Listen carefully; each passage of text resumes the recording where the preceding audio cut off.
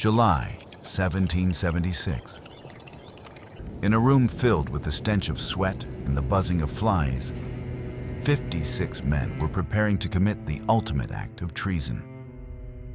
Outside, the world's most powerful empire was sending a forest of masts to crush them. This wasn't a celebration of freedom. It was a collective death warrant. One document, one pen, and a gamble that would either birth a nation or lead them all to the gallows. This is the raw, untold reality of the Declaration of Independence. The doors were locked, no one was allowed in, and no one was allowed out. Inside, the heat was suffocating. Every window was shut to keep out spies. 56 men sat in silence, knowing this was a gamble with their lives. Thomas Jefferson took his seat, staring at a blank page that would change history. One sentence was all it took to turn a colony into a nation. Jefferson was a man obsessed with the ideals of the Enlightenment. Every word he chose had to be a perfect strike against the very concept of monarchy. Inside the hall, the heat was nearly unbearable. The air thick with tobacco and the collective anxiety of 56 men. He began to write of unalienable rights, life, liberty, and the pursuit of happiness. Words that King George would see as a direct declaration of war. Adams and Franklin watched him closely, knowing that if his pen failed to inspire, the revolution would die in its tracks. As the candles burned low, they realized time was their greatest enemy. With the British fleet drawing closer to their shores with every passing hour, every man in the hall was now a target. By supporting Jefferson's words, they were signing away their protection under the British crown forever. News arrived of British warships sighted off the coast, turning the debate into a stark reality of all-out war. Jefferson leaned over the parchment for one final correction, knowing that even a single word could change the course of history. A haunting silence fell over the hall, broken only by the scratching of pens and the muffled ring of a distant church bell. One by one, the delegates stood up, no longer subjects of a king, but the first citizens of a nation yet to be born. The moment of truth had arrived. John Hancock stepped forward, his signature bold and defiant, a direct challenge to the king's authority. One by one, the others followed, their pens moving across the parchment like blades in a silent duel. They knew that by evening, their names would be dispatched to London, not as leaders, but as traitors marked for death. As the last name was inscribed, the room felt different. The air was no longer heavy with doubt, but with a cold, hard certainty of revolution. The parchment was no longer just paper. It had become the heartbeat of a new world. The ink was barely dry when the first copies were rushed to the printers. Outside, the atmosphere in Philadelphia was electric, a mix of terrifying anticipation and desperate hope. As the words were read aloud in town squares, the symbols of royal authority began to fall.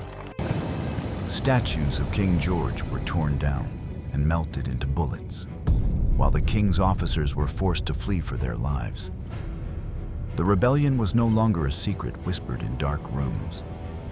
It was a roar that echoed across the Atlantic. There was no turning back now. The struggle for America had officially moved from the pen to the sword. The king's response was swift and merciless. King George III didn't just want order restored. He wanted the leaders of this rebellion to pay in blood. Thousands of Hessian mercenaries and British regulars were unleashed upon the colonies, turning peaceful towns into battlegrounds. For the men who signed the Declaration, the luxury of the Assembly Hall was replaced by the harsh reality of life as fugitives. They were hunted, their homes burned, and their families scattered. The ink was dry, but the price of independence was now being paid in the freezing mud of the American wilderness.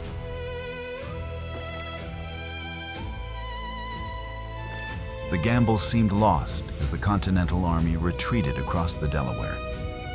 Washington's men were starving, their morale shattered by a string of brutal defeats. But in their pockets, they carried the printed words of the Declaration, a reminder that they weren't just fighting for land, but for a new way of life. On a freezing Christmas night, the struggle reached its tipping point. Amidst the ice and the howling wind, the words of 1776 were whispered as a battle cry. The world was about to learn that an idea, once it takes root in the hearts of men, is far more dangerous than any empire's cannon. The victory at Trenton didn't end the war, but it validated the renegade words written in Philadelphia.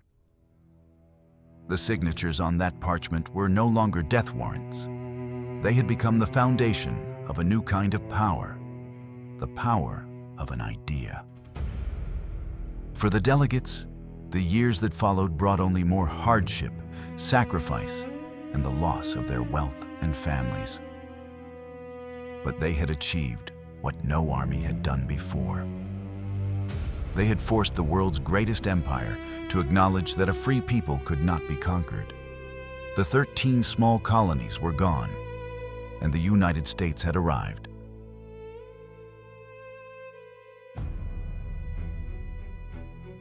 The 56 signatures on that parchment were more than just names. They were the echoes of a primal struggle that still resonates today. Many of those men died in poverty, their homes destroyed, their families lost to the fire of war. They didn't sign for wealth or fame, but for a future they would never live to see.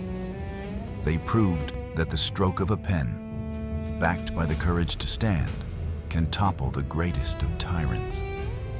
As the dust of 1776 settled, it left behind a light that no empire could ever fully extinguish. The cost was absolute, but the prize was eternal. Their sacrifice reminds us that freedom is never given. It is earned in the darkest of hours. This is the story of how the world changed forever. This is the birth of independence. This is the primal struggle.